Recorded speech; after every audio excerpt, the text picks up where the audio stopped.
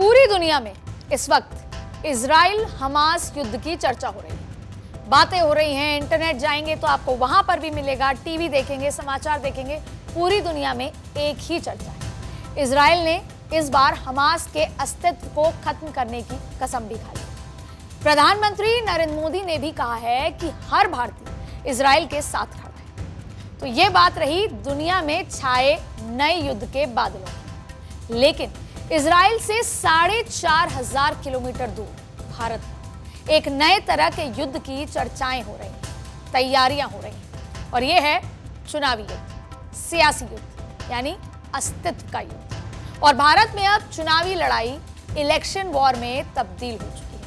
हर गुजरते साल के साथ तरीके बदल रहे हैं और इस पैमाने को और बढ़ाया जा रहा है कि ये सिर्फ चुनाव नहीं है, ये युद्ध स्तर पर चुनाव की तैयारियों के साथ जीत और हार का फैसला है। इस युद्ध में मुद्दे ही हथियार हैं। जिसके पास जितना बड़ा मुद्दा, उसके पास उतनी ज्यादा ताकत। देश के 5 राज्यों में चुनाव के ऐलान के साथ ही चर्चा 2023 और 24 में होने वाले सबसे बड़े राजनीतिक युद्ध की होने लगी। यकीन मानिए, ये युद्ध बहुतों के करियर को बनाने और बिगाड़ने वाला है। चाहे वो सत्ता के शिखर पर बैठे हों, चाहे नई राजनीति शुरू की हो, ये 2023 और 24 बड़े निर्णायक रहने वाले हैं भारतीय राजनीति में। भारतीय लोकतंत्र में चुनाव को एक पर्व की तरह माना जाता था, लेकिन अब ये पर्व एक चुनावी वॉर में तब्दील हो चुका है। राज्यों के विधानसभा चुनाव कुछ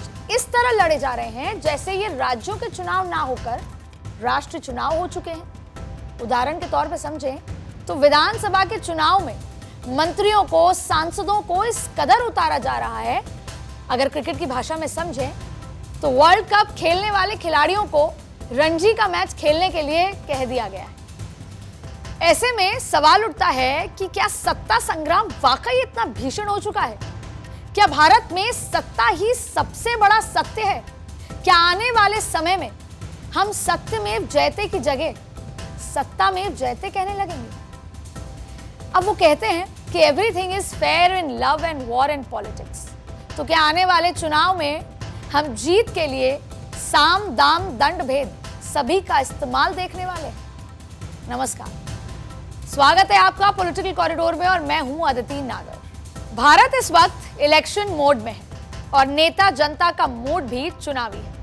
अब से करीब 6 महीने के बाद 2024 के लोकसभा चुनाव होने वाले हैं और इस चुनाव पर बहुत कुछ दांव पर लगा हुआ है। इन चुनाव के परिणाम जहां एक तरफ देश की राजनीति को बदलने वाले होंगे, वहीं भारत के भाग्य का फैसला भी करेंगे। ऐसे में मिन्हाज मर्चेंट ने अपनी किताब मोदी द चैलेंजेस ऑफ 2024 में इसी बात का जिक्र इस तरह किया है, जो मैं आपसे साझा करूंगी कि इस किताब में क्या कुछ कहा है और क्यों ये चुनाव इतने निर्णायक होने वाले हैं कि देश का भविष्य पॉलिटिकल पार्टीज के साथ साथ देश का भविष्य भी तय करेंगे, उसकी दिशा तय करेंगे। ऐसे में एक खास बात यहाँ पे कही गई है, the 2024 Lok Sabha election is obviously an entirely different matter. इसमें यह भी कहा है कि with a new opposition coalition, it is a battle for the soul of India,